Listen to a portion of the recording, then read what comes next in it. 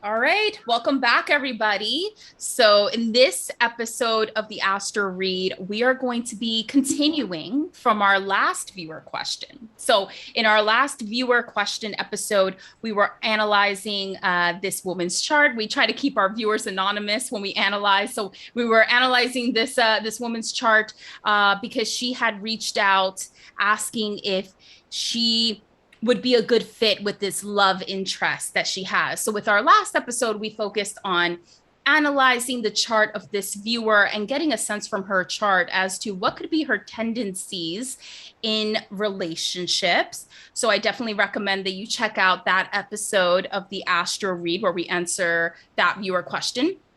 So this episode is going to be a part 2. So with this episode, we're going to be analyzing her love interest chart and getting a sense based on now us having both of these charts, what could be the relationship possibilities for these two individuals? Are they a good match? What are the positives in their union? And what could be the challenges they may face? Yeah. Hi, everybody. Welcome back. I believe it was episode. Oh no, we posted it. I'm trying to find it. I think it was episode 3. Yeah, it was episode 3. So 2. Yep. Your question, episode 3. So it was episode 3. It was, probably one of the first videos that we made. Really exciting. Mm-hmm. But just coming back to her and we sort of concluded that, she had to have some serious conversations with her family about whether or not she was to be in a, relationship assigned to her through marriage arrangement, or whether or not she wanted to do it herself. I'm never one to tell you, this is what your astrology says, period, point blank, because I know that you have to work with the energies available. And there might be better times to have the conversation than others, which I definitely gave on the last podcast episode, so that you can go back and watch it, so you can learn more about love and astrology and how it affects people, and what timing is really great for helping people with love and astrology. But with this couple, I mean, it was great to get more information on her partner. And I can definitely see why she's attracted to them, but I can also see that there will be some difficulties. So I'm really excited to get into that. Mm-hmm. Do you want to bring up her chart? Yeah, sure. Or the synastry as well? I don't have that ready. Do you happen to have her synastry chart? I have it on whole signs, if that's okay. Yeah, why don't we look at that? And then if there's any differences with the other house systems, because I don't have that prepared. Let me see if I can, if you're able to share your screen. Oh, it's disabled, so you have to enable it. Yeah, I have to make you, I guess I don't have the option to make you a co-host. That's weird. Yeah, so I'll make you the host. There we go. Yeah. All right, so desktop, share. Okay, can you see it? Not yet. Okay, now I can. Okay, sounds good. So I can't really see you, but we're gonna look at the chart. New experience. So from what I can tell, if you look at a synastry chart, the inner chart is our guest and her question. So anything in blue belongs to our guest, and then the person that she's looking at is on the outside in red. So you can see that they don't really line up, because that's the point of the synastry. What it does is it lines up everything according to the astrology, starting with the primary person's first house or their ascendant sign, and then going on and then matching that ascendant sign per sign to the person that they are, in love with or interested in. And right from the top, we can see some matching things. She's got a lot of water signs in her astrology that allow her to be attracted. Her moon in Pisces here matches his moon in Pisces. Then we have ascendant Cancer, which also matches her moon in Pisces. So they have a lot of water connection, but she is, like you said she was more fire and air, right? Yeah, I would say Yeah, if I look at all her planets, she definitely has a lot of air influence and fire. I would say on a quick look, that would be her strongest elements. And then I would say her weakest element would probably be earth. So she might be like this idea person, this person that's kind of feisty, goes after what she wants, but she may not have as much of the earth qualities in her personality. She may not be as structured in how she approaches things. But it's interesting because a lot of the indicators of relationship in her chart are in earth signs. And so she might be this personality that seems sort of feisty and flighty and independent. But at the end of the day, based on her natal chart, she is really looking for a stable relationship. I could tell that that's something that's really important to her and the type of relationship that she would go for, as opposed to, say, a relationship that's more unconventional or flighty. Yeah, yeah. What I would say with both of them having their moon in Pisces, I mean, I would always just hesitate to say that it's better to be clear about your intentions when that is there, just because moon in Pisces can be a little bit more about illusion, about, you know, maybe what you think might be happening or what isn't happening. And you might get confused. You might not necessarily be on the same page as your lover. He might even think that it's a friendship as opposed to being an actual relationship. So you want to be clear about both of your intentions, and what it is that you want to accomplish with this relationship. And then I can see he's got Chiron in the second house in Leo, and she's got her north node there. So if we look right here, so but her north node is in the ninth house. So north node being in the ninth house, it's more about exploring, learning. What you're here to do in this lifetime is to experience new things, new cultural experiences, new forms of study, and expand yourself on a more like psychological, learned level, as opposed to, you know, individually. You're trying to collect information throughout cultures, throughout experiences, so that you live a full life. And of course, that being in Leo, that's where, you know, you really shine. It's where you really are experiencing more of your life. Whereas he's got the wounded healer there. He's got Chiron in the second house. So maybe themes around money and around how he attracts money into his life might be something that he's constantly looking to create more of or to fix within his life. So having more stability is something that really drives him, especially seeing that, you know, he's got, what else does he have? A lot of earth signs. Neptune and Uranus in the seventh house in Capricorn. So he's really focused on creating stability in his life, beyond the illusion of Neptune. So, you know, whether he struggles with it or not, he gets a lot of unexpected sort of results, maybe positive, maybe negative, but stability and creating stability might be very important to his romantic life. I think we spoke about that before.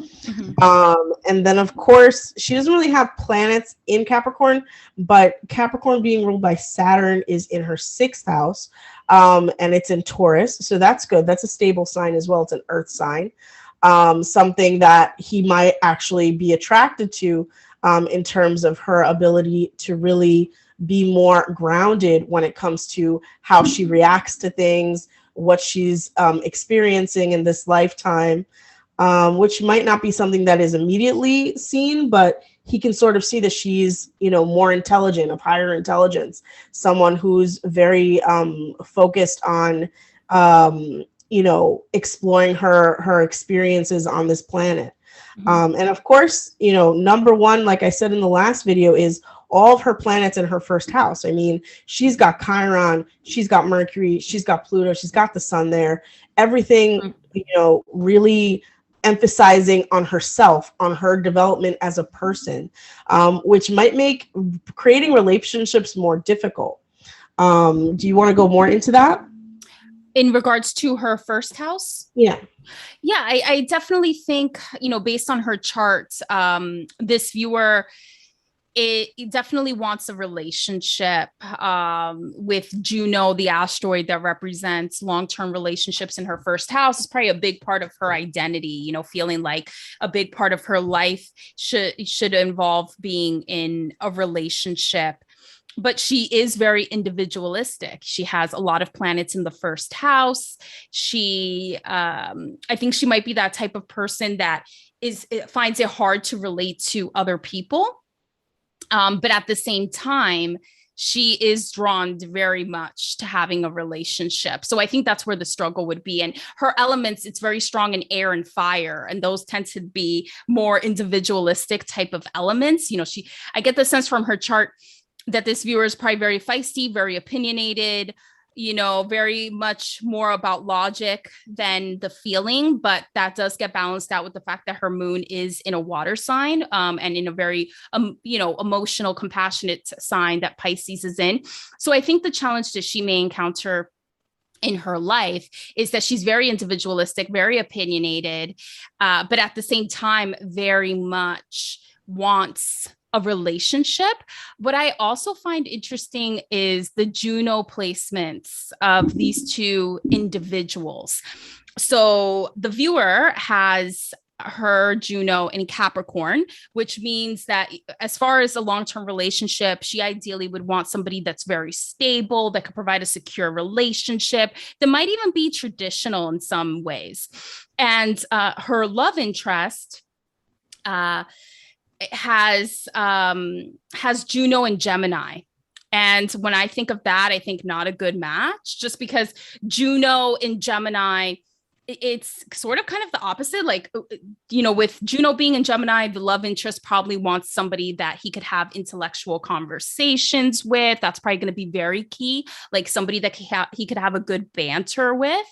But Gemini is also kind of a fickle sign, because they're all about Gemini is a sign about getting different opinions, different information, variety. So with Juno being in Gemini, you would think that this love interest wouldn't be interested in a secure relationship. He might be more of a fickle type of person in relationships. However, I think the saving grace with that is that the love interest has Capricorn on the cusp of his 7th house. So that means regardless of the variety that this person would want in a romantic or long-term relationship, he also definitely wants somebody that can provide a secure relationship that might have a little bit of a tradition to them. And that fits very well with the viewer having her Juno and Capricorn. On the flip side, the viewer has Gemini on the cusp of her 7th house. So she also, for a relationship, needs somebody that can provide intellectual banter and stimulation. And even though she probably wants a secure relationship, she probably would also be drawn to having a bit of variety in her relationship, however that may look like to her, whether it's somebody that she could really explore ideas with, somebody that's open to new ideas and how to make the relationship better, whatever the case may be. And I think her love interest could provide that because his Juno is in Gemini. So I think that's really interesting how the cusp of the 7th house, also known as the descendant, matches with their Juno placements for each other. It's kind of like completing two puzzle pieces together. So that could be something that could provide a good influence in these two people being a potential match if they decide to move forward in having a relationship. Yeah, for sure.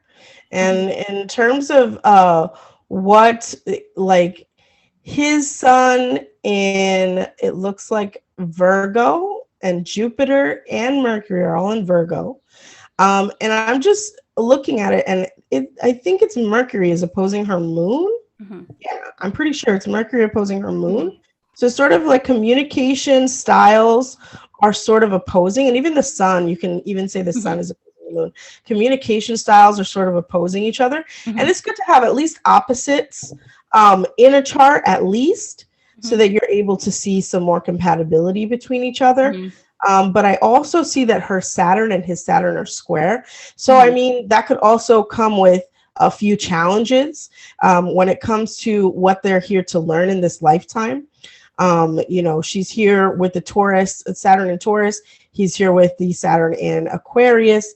And, Earth, air, I'm not really sure if they're really compatible in terms of what those signs mean or what those placements are. But I'm definitely saying that they are going to have a little bit of a hard time in terms of what their life experiences and challenges are going to bring up together. And then what else? She's got Jupiter in the 5th house, so she probably has a lot of luck when it comes to her relationships and connecting with other people romantically. But it's also could be too much. I find a lot of times when Jupiter is in the 5th house, it does bring good luck, but Jupiter still expands everything. So she might have too many things going on, maybe with other relationships or with the people that she's with right now. It's just too much. And she's trying to sort of maybe reel it in and focus on one person. But her having everything in Sagittarius, people might not necessarily think that she's serious in terms of her relationships. And I find that a lot of people with Sagittarius rising especially have that struggle. Am I being taken seriously? Are we in a serious relationship? Will we move forward together? Here's to hoping, because, if she's at the stage where she's asking whether or not she's going to get married, maybe there is something serious going on in the background. But she should definitely, clarify with this person if they have the same intentions, because you never want to be caught up in a time, because the way I see the chart for him is he sort of thinks it's a friendship as opposed to an actual, romantic partnership, which it could be. And, if he was to take it seriously, they could have, a good relationship, long lasting. I'm not sure, but definitely a good relationship based off of the friendship that he feels for her. Again, because, he's got, where's his 11th house? Yeah, he's got Saturn in the 11th house, he's got Taurus in the 11th house in Taurus, bringing that question of, who are his friends, who are not his friends, bringing some stability to his friendships as well. So yeah, what are you thinking? Yeah, I mean, a way that I look at potential compatibility as well is just looking at the inner planets in Juno, the asteroid of marriage and long-term relationships. So when I look at their sun signs, which, I think a lot of people look at as far as compatibility, a lot of people out there that are into astrology but may not be as knowledgeable about it, they'll look at their sun sign, the other person's sun sign, and think that tells the whole story. But there's more to it. And that's why synastrycharts exist and looking at the different planet matchups exist. I would say from a broad view, looking at the inner planets, the viewer is a Sagittarius, as her sun sign. It's in her 1st house. Her love interest is a Virgo. I'm not so sure about a Virgo Sagittarius matchup. It's definitely not the most optimal, but I also don't think it's a bad one either. Because I think a sense of the personality that I get from the viewer is, I get the sense that she's probably very much tell it like it is. She probably doesn't sugarcoat things that much. I get that sense from the strong fire presence that she has. Mercury in the 1st house. Yeah. I think, so it could, depending on the house system, Mercury is either in the 1st or 12th house, either way. Yeah. And then Mercury's in Sagittarius. So not only is her personality, has Sagittarius like components, but how she communicates as well is Sagittarius like. So she's probably very much blunt, tells it how it is. And I think out of the signs out there, Virgos can probably deal with that better than most. So the love interest, his sun sign is Virgo, and Virgos, they can be kind of blunt too. I mean, I'm part Virgo. I'm on the cusp of Virgo Libra, so I can relate. I think Virgos, they're very critical people. So they are always looking to see how things can be improved. They're opinionated in that way. So I think a Virgo can probably put up with the bluntness of a Sagittarius as compared to for example, I wouldn't think that a Pisces Sag combo would be the greatest, because Pisces can be very sensitive and may not be able to handle a Sag telling it like it is, but I think a Virgo can put up with it and probably use that feedback to even make things better. So I think from a sun sign and Mercury sign component, I think they're an pretty good match, because the sun and Mercury of the viewer is in Sagittarius, the sun and Mercury of the love interest is in Virgo. So I think that's a good match there. The two individuals, they have their moon in Pisces. So I think they would be able to be a good match in whatever emotional needs they might be able to give each other. But Stella, you brought up a good point that with moon in Pisces, there could be disillusions or illusions when it comes to the emotions that are coming into play. So that's something they may need to watch out for. And then when it comes to sexual attraction and drive in the relationship, I think they're a pretty good match there too. So the viewer's Mars is in Aquarius. So that could mean that when it comes to her sexuality, her desire, she could be very open-minded and exploratory in that sense. And then the love interest Mars is in Gemini. So their Mars signs are both an air sign. So I think that's a good match. And Gemini is also very exploratory, likes to try different things. So I think sexually, they could be a good match as well. And then, like I mentioned before, their Junos match up with their descendants. So the viewer's Juno is in Capricorn and her descendant is in Gemini, and the love interests Juno is in Gemini and his descendant is in Capricorn.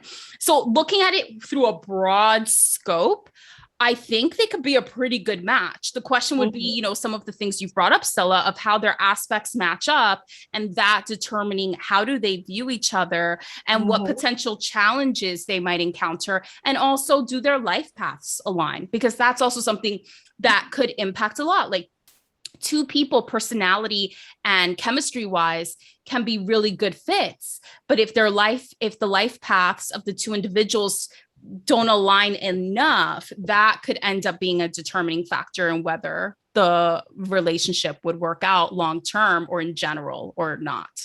Yeah. I mean, and it's great that his ascendant is in a water sign and her moon is in a water sign. Her Venus is also in a water sign. So that we have some synergy going on there. But on a broader spectrum, I mean, like, I agree a Virgo can take a lot of the, setbacks and like conversational hits that a Sagittarius rising can give. But at the same time, he still has that moon in Pisces, making him very sensitive. And like, maybe she can be a little more abrasive than he's used to. Yeah. And I also have a question about how traditional he is. Would he want to be, because the ultimate question was arranged or not arranged. Would he want to be in an arranged marriage? You know what I'm saying? Seeing that his 7th house is in Capricorn. I always come back to the same question. This synergy is going to come down to the conversations, Mercury in the 1st house, that our viewer has. You need to have serious conversations with the person that you're interested in to see if it's more than a friendship, because, again, he's got the planet of illusion, Neptune, in his 7th house, and it might make him less likely to show affection because it's in Capricorn, and also to understand if it's actual real or not. And Cancers tend to attract a lot of people that are watery in nature, Cancer risings that are watery in nature, that are wayward, am I not, because of the way that they are. So you want to see where his head is about your relationship. And then, of course, you go back to your family. Are they willing to arrange a marriage between you and this person? Because that is also an option. I mean, this chart, you have the gift of gab, Mercury in the 1st house. You have the ability to really, and in Sagittarius, to make a case for yourself. You know what I'm saying? 9th house, the philosopher. Sagittarius, the philosopher, a lot of experience in terms of communicating, your beliefs and what you believe in. You have a lot of power in that. And, you could bring healing to yourself and to others by changing the dynamics of how relationships are viewed within your family. So again, having those conversations is so, so important with both your partner or the person you're interested in and your family. I can't determine if there's going to be success unless you take the steps to make it happen. I can only tell you as an astrologer, yes, you're compatible. You have many challenges because there's not a lot of earth in your astrology. So there's not a lot of stability and groundedness in the way you approach it. Mm-hmm. But are you taking advantage of the fact that you have the ability to convince people of a lot of things? You know what I mean? Like, are you taking advantage? Yes, you're abrasive, but you're also convincing. You're also forward thinking. You also shine because the sun is in that same house whenever you are putting yourself first and making sure that you're communicating clearly. We can keep going about each and every single aspect that is appropriate for you guys, but you as the viewer must take advantage of your ability to talk and to speak up for yourself to get what you want. In this lifetime, seeing that that the viewers North Node is in the 9th house again.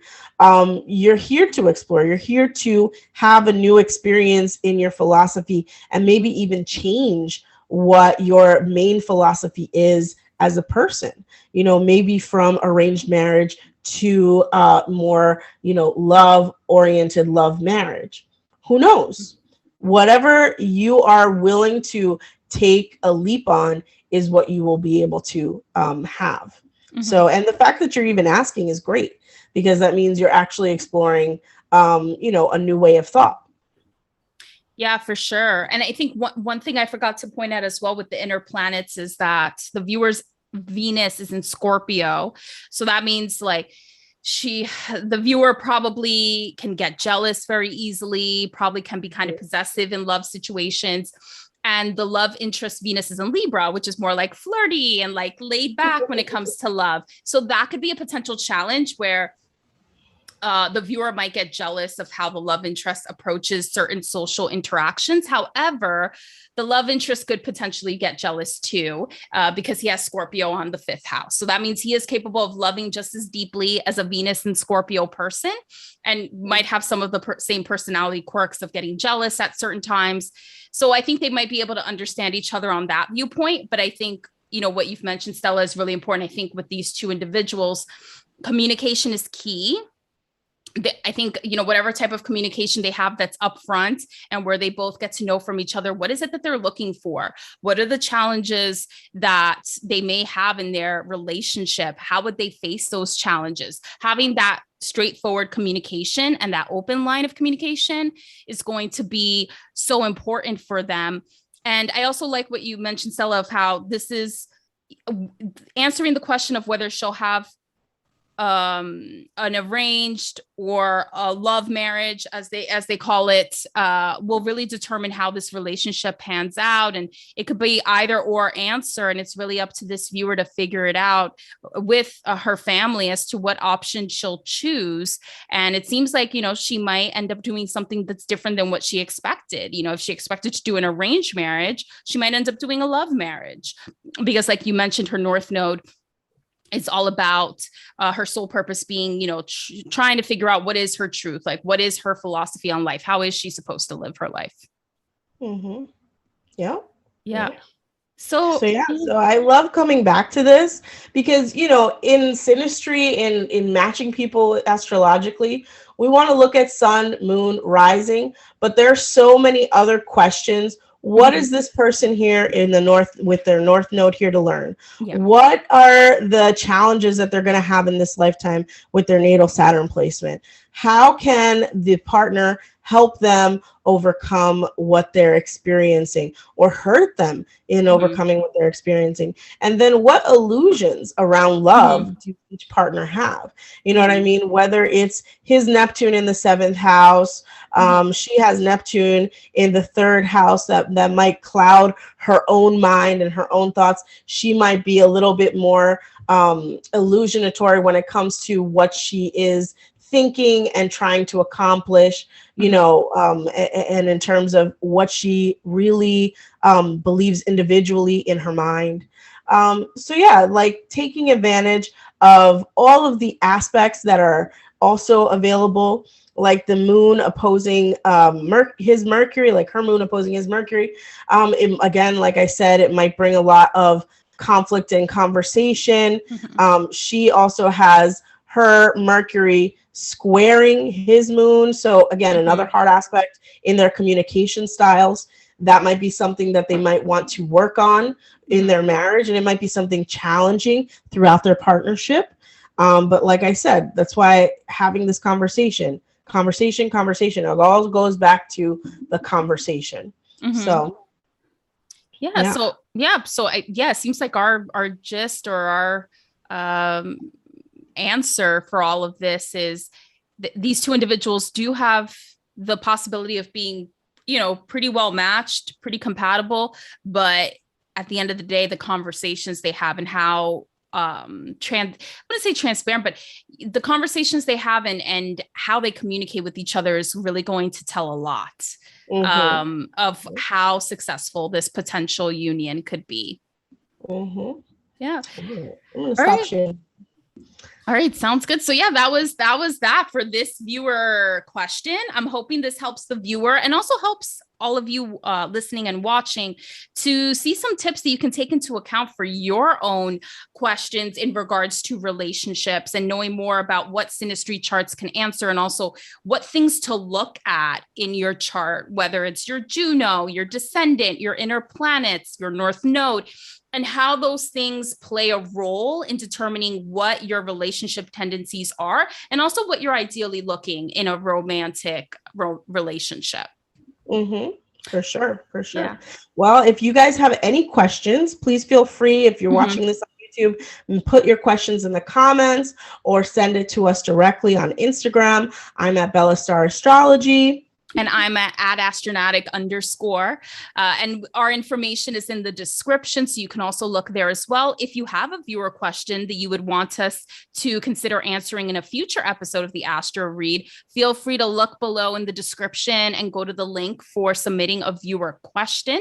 And who knows, we may be answering it in a future episode of the Astro Read. And we try to keep the identity, we definitely keep the identity of the person secret. So there's no fear of us releasing your identity, and you just have to give your birth details, date of birth, time of birth, location of birth, and that's all we use to generate your chart and get the insights that we need to answer your question. Yeah, for sure. Well, Mm-hmm. thank you so much for watching. Make sure you subscribe, Mm-hmm. and we look forward to the next episode. Yep, sounds good. Until then, take care, and we'll see you in the next episode of the Astro Read. Yeah, see ya.